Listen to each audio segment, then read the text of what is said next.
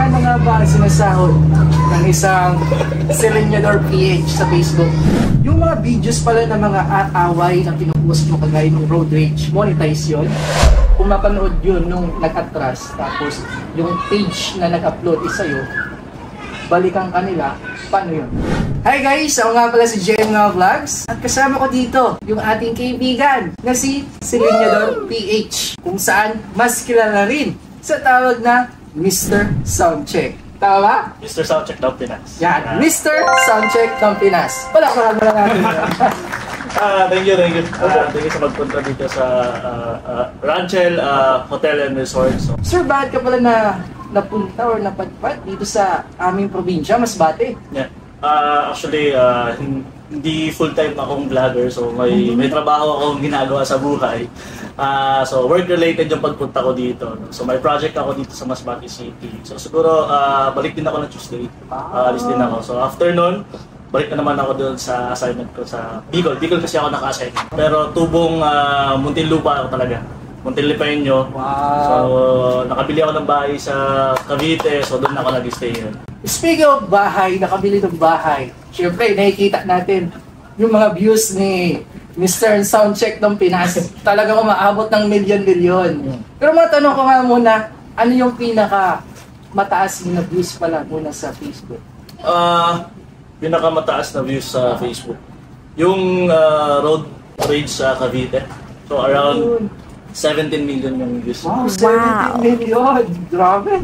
Yung videos ba na ina-upload mo doon sa Facebook mo is galing talaga sa'yo or nagpa-upload lang sa page mo? Yeah.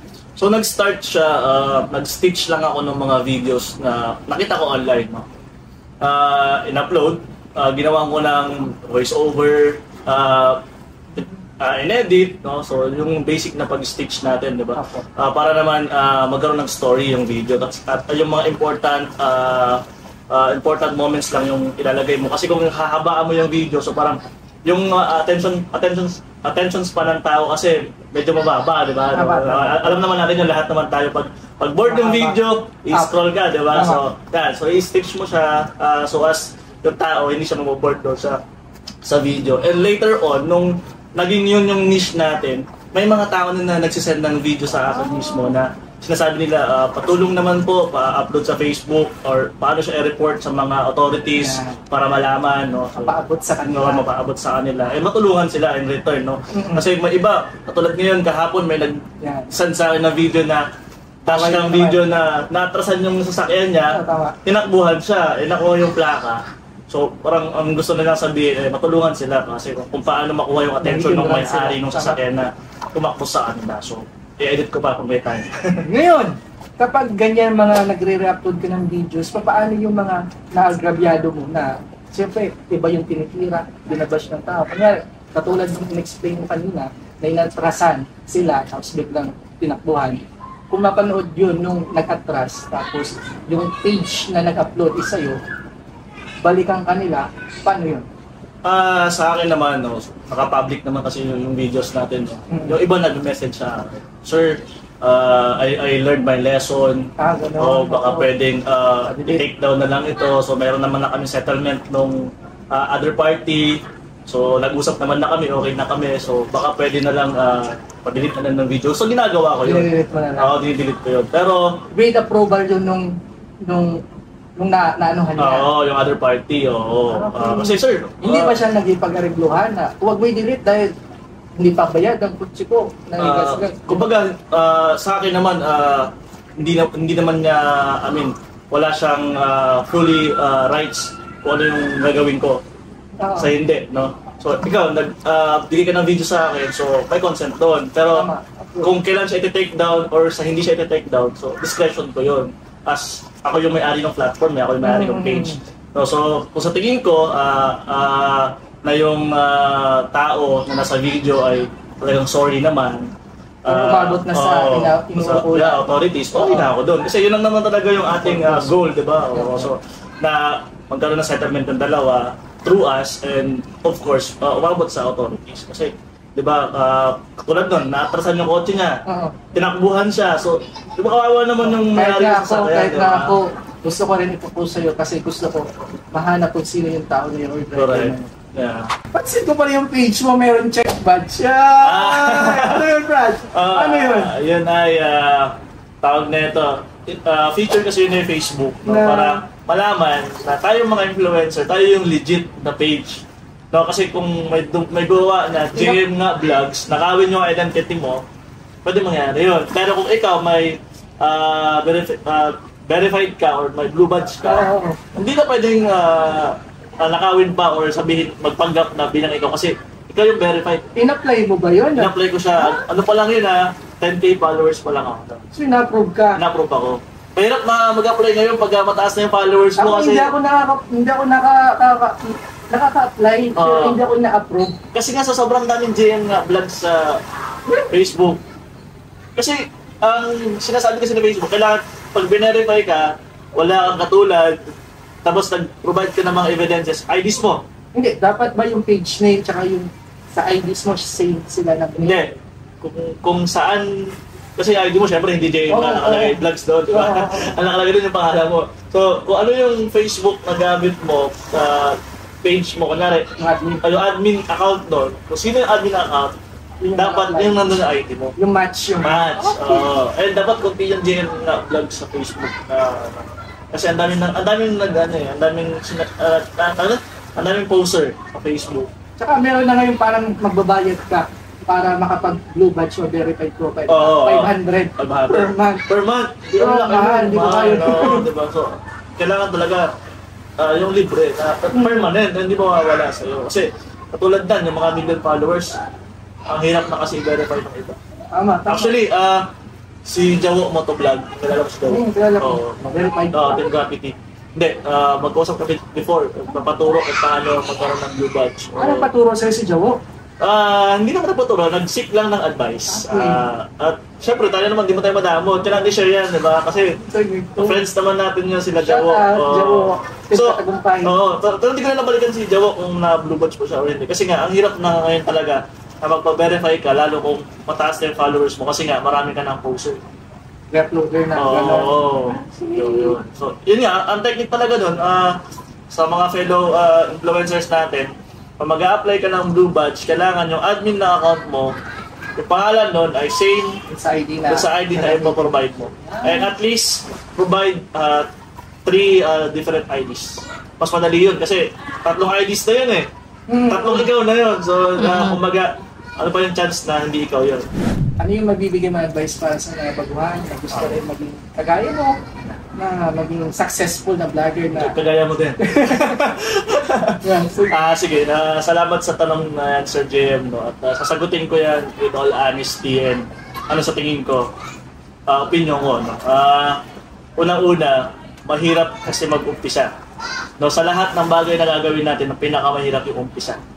No? So mahirap po din yung 0 to 1,000 followers kesa sa 1,000 to 10,000 followers. Kasi nagsimula ka from scratch. tama. Okay? So, yung 0 to 1,000, wala pang nakasuporta sa'yo. Mag-uumpisa lang yun sa family mo, sa mga friends mo, di ba? Ang hirap tapusin nun, yung 0 to 1,000.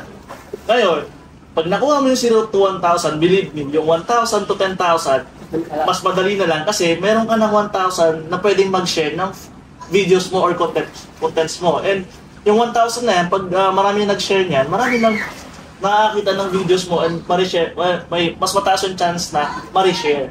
Tama. And pag naka-isang viral video ka or isang viral content ka, yung return na followers nun, ang dami. So minsan may isang viral video na ang return na followers na 10,000. Wow. Yung pinakamataas ko na video, ang return na followers nasa 16,000 followers. So, ang hirap kunin nun. So, kaya yung sa lahat ng bagay, ang pag-uumpisa yung mahirap. At pag natapos mo yung phase na yun, yung 0 to 1,000, at natapos mo yung 1,000 to 10,000, ang gagawin mo na lang, maging consistent. No? Kasi maraming vloggers ngayon, influencers ngayon na 1 million followers, 2 million followers, pero yung kanilang engagement mababa for the reason na una-una hindi sila consistent and hindi sila masipag makipag-engage sa mga followers nila. Kasi yung followers mo, hindi mo yan followers. Ang tinatawag ko dyan, community. No? Oh, ang community, magta-thrive yan kung may engagement, may nag-uusap-usap. Kasi kung nagko-comment sila, wala silang makuha ang reply sa'yo. Kailangan mo talaga reply. Yun, parang, diba? Engage ka. Ako, kung followers, kung kanya, totoo naman, follower mo naman talaga ako. Comment ako ng comment sa'yo, di mo ko napapansin. Bahala ka na lang dyan, ang hirap mo naman supportahan, diba? Kahit man lang like, kahit man lang like o ano, wala man lang, diba? So, sila.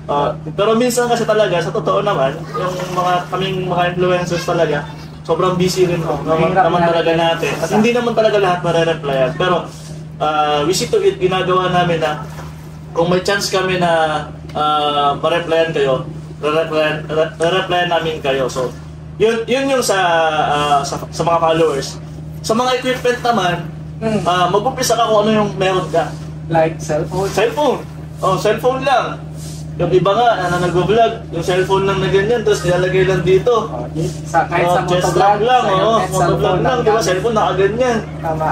Doon sila nag-umpisa, hanggang sa makabili sila ng latest na gadget na GoPro 12. Diba? And nagkaroon na sila ng mag-ayos na mic at lahat ng mga equipment. Para mas maging maganda na. Mas maganda na yung feed nilang video sa mga dahil nga naman yan sa pagsusumikap mo nung nag-uumpisa ka pa lang. Pero matanong ko, pagkano nga ba ang sinasahod ng isang Selenador PH sa Facebook doon sa mga viral videos niya na ina-upload? Pwede ba namin malaman or range lang? Yeah, pwede naman. Ganito na lang, magkano yung pinakamalaking sahod mo talaga na na-earn? Okay. Pinakamalaki lang sa isang buwan? Sige. Yung pinakamataas ko na nasahod sa isang buwan, 180. Wow. 180,000 pesos! Ano yun? May resibo tayo nun, baka sabihin, nagsisinungaling tayo. Remittance na meta. Remittance na meta. Yung pinakamaliit, yung wala. Diba? May mga times na zero talaga na hindi mo na-meet yung threshold ni Facebook na 100. So, bago ko naman siguro namin naabot yung ganong kalaking kita, gaanong puyat, pagod, energy naman yung oras yung binigay namin, diba? Hindi naman yung nakuha agad-agad, diba? Ang tanong ng iba yung pang 180,000 every month? Hindi. Yun yung pinakamataas. Yung average ko monthly, siguro nasa 20 to 30. Depende sa sipag. Depende rin sa trend kung mag-viral o wala. Pero kung wala mang mag-viral, nasa range nasa range sa 20 to 30. Yung mga videos pala ng mga away na pinupost mo kagaya ng road rage, monetize yun? Yung iba hindi. Yung iba monetize. So, depende kasi sa depende sa, may mga periods kasi na pag nag-share ka na sa video, monetize siya una. Oo, monetize siya una. Kumita. Tapos report. Kasi ang dami nag-upload. Sasabihin nila, kahit original video mo pa, tapos kahit yung may permission pa sa may-ari, pag nare-upload mo yan, nag-viral, ang dami magre-re-upload dyan, makikisangay. Tapos hanggang dumating na sasabihin na ni Facebook na intellectual property na siya. Pero kumita ka naman dun sa una. Bago siya na-demonetize. At mahirap ibalik yung monetization ng Facebook. Pag na-demonetize ka, hirap siya i-reapply. So mag-a-appeal ka, mag-a-apply ka. Sa Facebook mo, dahil dun sa pag-upload mo ng mga road rage na yan, hindi pa na-apektuhan, hindi ka nagkakaroon ng violations? Nagkakaroon. Mas lalo kung may mga banggaan. Tama. Parang sasabihin ni Facebook, ano bang category nag-fall yung mga banggaan. So, kumbaga hindi, nag-initiate ka ng danger, parang ganun. So, yung iba talaga hindi. So yun, sa akin lang, yung to make yung tanong ni Sir JM, i-close ko lang, no? So, bukod doon sa kailangan mo maging masipag kasi given na yun, at kailangan mo mag-umpisa somewhere, at pag dumating yung panahon na nagdadara-diretso ka na nag-vlog, maging consistent. At yung pinakahuli siguro doon, magbalik ka kung ano yung binigay sa'yo, gamitin mo siya, no? In a way na makatulong ka sa iba. Kasi daan lang yan kasi diba? na-receive mo daan lang, pero yung tulong na binigay mo, lifetime na nila yan, may isip na ikaw, may natulungan ka dahil dun sa pagbablog mo. So, correct. And same time with Sir, JM, diba? Hindi ko mapupuntahan yung mga lugar sa Masbate kung hindi ko napanood ng videos niya. So, sa ganun pa lang, diba? Parang thankful na ako kasi minanood ng video ko, pinuntahan yung So parang yun na yung kasayahan namin mga vloggers. So hanggang dito na lang siguro yung ating interview with Silinyador PH and JM nga Vlogs. May may shoutout? Una-una thank you kay Ranchel Hotel and Resort sa pagpapagamit ng itong place natin ngayon. And siguro shoutout ko na lang yung mga katrabaho ko dito sa Masbate City. Hello! Kay Kuya Sam at sa mga Eagles natin sa Pasakaw, Daroanak Eagles Club and Mount Ason Eagles Club dito sa Bicol. So maraming salamat sa Maraming salamat, Sir JM. Appreciate ko. Yung helmet hindi yun, kahit yung video, mawala yung video.